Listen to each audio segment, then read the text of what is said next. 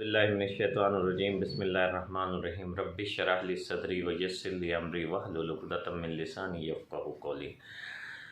कुरान एक guide book है जो दुनिया बेहतरीन गुजारने के तरीके बताता है और आखिरत तो बेहतरीन ज़िंदगी गुजारने का इनाम है। आज हम डिस्कस करेंगे एक इतना अहम मामला कि जिसको आज तक कोई आलिम दीन शायद बुज़ुर्ग पता नहीं किस मसलहत के तहत, मैं शायद उस मसलहतों से रूशनास नहीं हूँ, इसको हाईलाइट नहीं करते। हालांकि मुआशरे की 60% मसाइल की वजह ये है।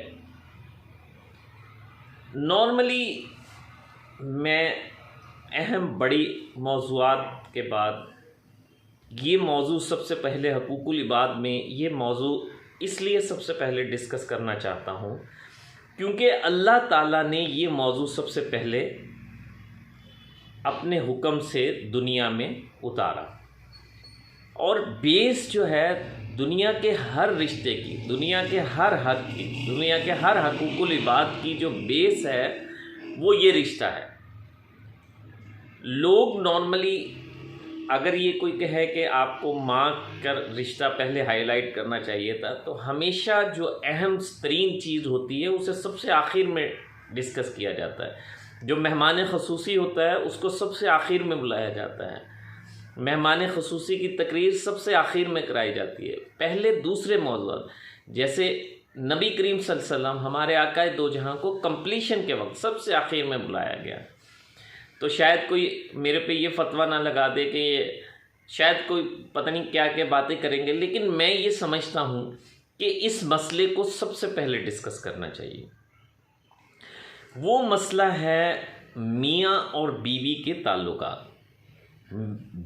पहले प्रोग्राम में मैं डिस्कस करूँगा बीवी के हकूक़, क्योंकि बीवी के हकूक़ औरत क्योंकि महकूम है और मर्द हाकिम है, तो महकूम के मामलात हकूक़ पहले डिस्कस करने चाहिए। तो आज मेरा मौजू है, आप में देख रहे हैं मेरा यूट्यूब चैनल दीनो दुनिया।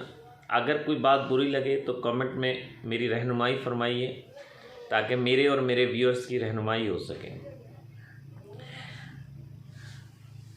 अल्लाह ने दुनिया में सबसे पहले जो रिश्ता बनाया, हज़रत आदम अलैहिस्सलाम को अल्लाह ने बनाया, यानी मट्टी इकट्ठी करके उन्हें आदम अलैहिस्सलाम उन्होंने कहा कुन फयकुन, वो इंसान बन गए, आदम की तख्लीक हो गई।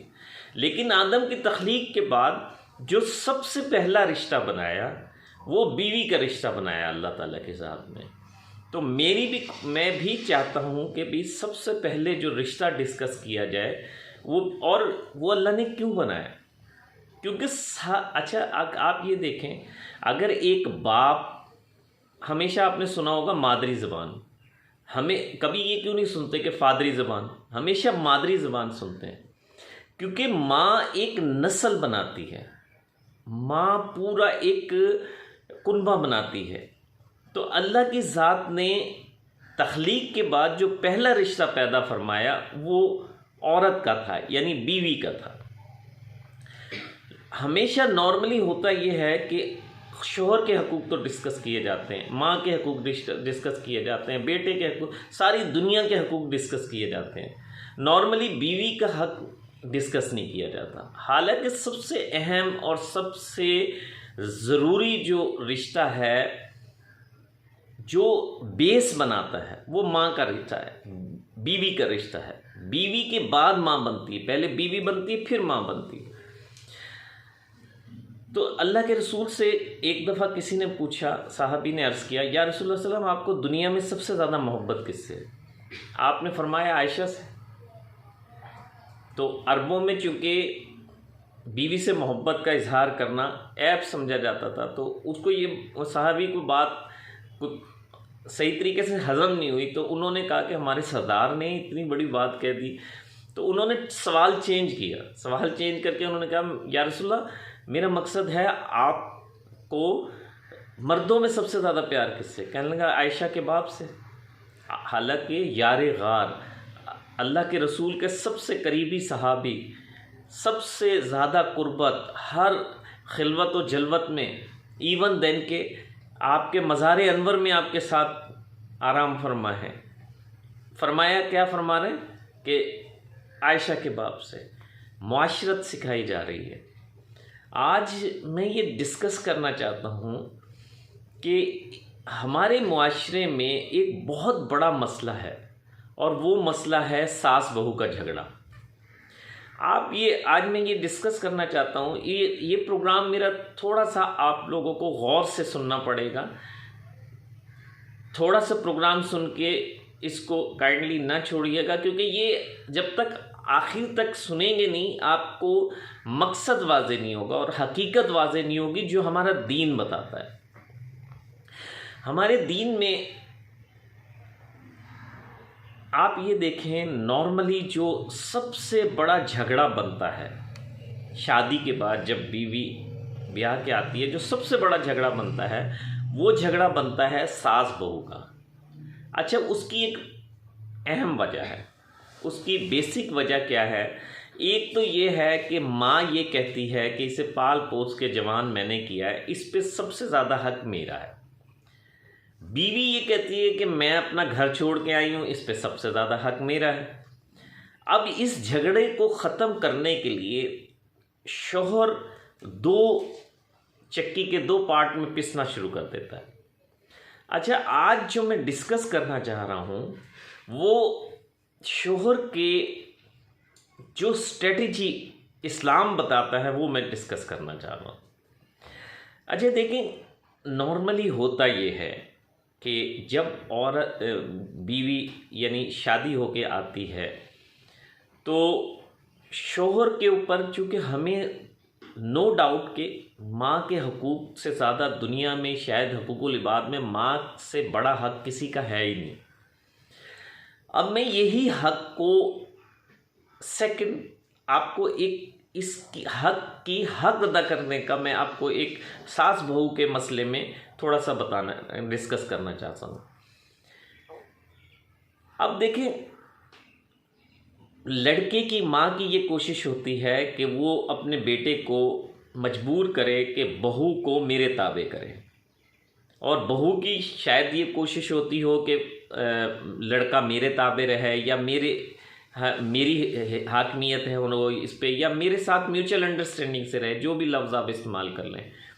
अब होता यह है कि अब लड़के को फैसला करना होता है कि वो इस सिचुएशन में क्या करे। अब दीन उसको क्या, हमारा दीन हर चीज़ की वजाहत करता है। अब दीन उसकी क्या रहनुमाई फरमाता है। अब मैं आपको थोड़ा सा ये दीन के हिसाब से बताना चाहता हूँ कि देखें, शौहर के बीवी पे इतने हकूक़ हैं कि अल्लाह अज़्ज़ा व जल फरमाया कि अगर अल्लाह के बाद किसी को सजदा जायज़ होता तो मैं बीवी को कहता कि वो शौहर को सजदा करे।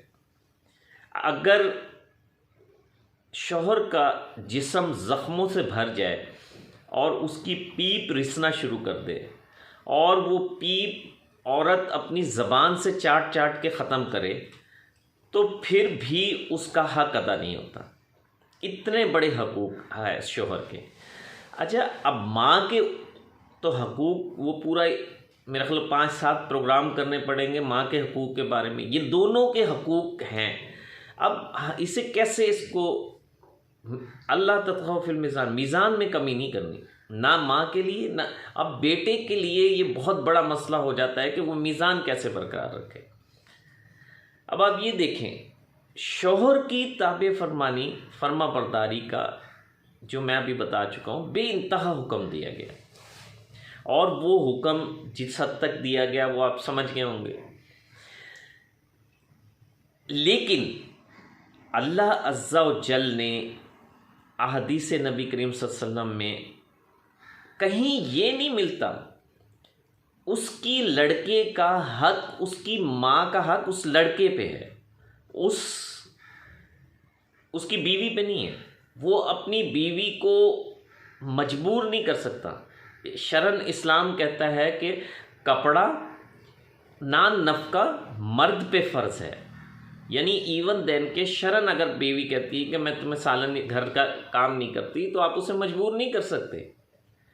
आपको उसका वो करना है, आपको उसका कपड़ा और रिस्क खाने पीने का इंतज़ाम आपने करना है, ये उसकी ज़िम्मेदारी नहीं है। चाहे आप नौकर रखें, चाहे कुछ भी करें। अच्छा, जब आपकी ही काम, आपकी खिदमत ही आपकी बीवी की ज़िम्मेदारी नहीं है, तो how can it be possible कि आपके माँ बाप बहन भाई की खिदमत आपके बीवी की ज़िम्मेदारी हो? ये तो मुमकिन नहीं है ना। अच्छा, अब इसमें क्या करें? अब ये झगड़ा शुरू हो जाता है। इस झगड़े का ख़ात्मा भी दीन ने किया है, हमारे इस्लाम ने किया है। अगर बेटा माँ के हुक्म पे बीवी के साथ ज़्यादती करता है, बीवी के साथ जुल्म करता है, तो ना सिर्फ ये जुल्म का खुद मुर्तकिब हो रहा है, बल्कि उस माँ को भी जुल्म का मुर्तकिब कर रहा है, जिसने बचपन से जवानी तक उसको जवान किया, अपने खुद पेशाब में सोई, उसे यानी बेइंतहा, ये कोई बात करने हाईलाइट बहुत, माँ बाप के हकूक़ पे जब बात होगी तो बेइंतहा शायद हो सकता है कई प्रोग्राम हों। तो माँ को जुल्म का मुर्तकिब नहीं करना आपने। आप अगर उसकी खिदमत करना चाहते हैं तो आप ख़ुद खिदमत करें। सहाबा कराम असलाफ से ये बहुत ज़्यादा नज़र आता है कि जिन्होंने अपनी माँ की खिदमत की। हज़रत अवैस करनी रज़ी अल्लाह ताला अन्हु की रिवायत में कहीं ये नहीं मिलता कि उन्होंने अपनी बीवी से कहा हो कि मेरी माँ की खिदमत करो।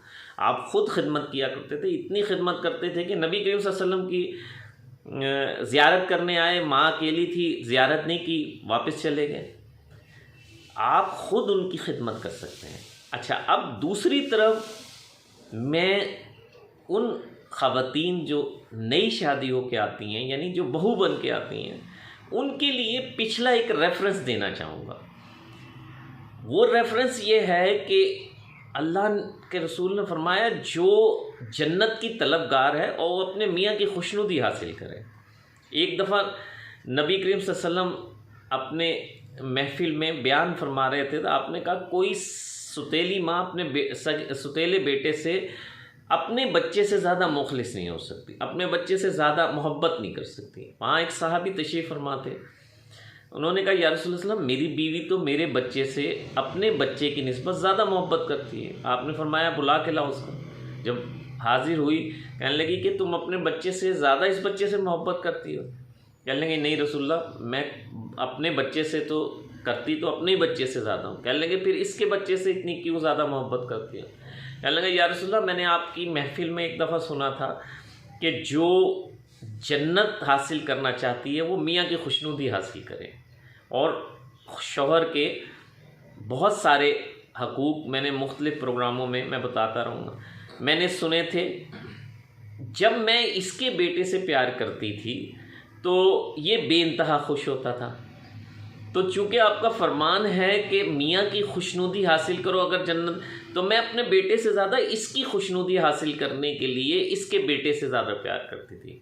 अब आप अंदाज़ा लगाएं, एक बेटे का आलम ये है, अगर तुम्हारा शौहर चाहता है कि तुम माँ की खिदमत करो, तो आप दुनिया, इस्लाम जो है ना, इस्लाम सिर्फ हक नहीं है आपका, फ़र्ज़ नहीं है आपका, लेकिन इस्लाम तो सिखाता ही कुर्बानी देना है। कुर्बानी देने का नाम ही इस्लाम है।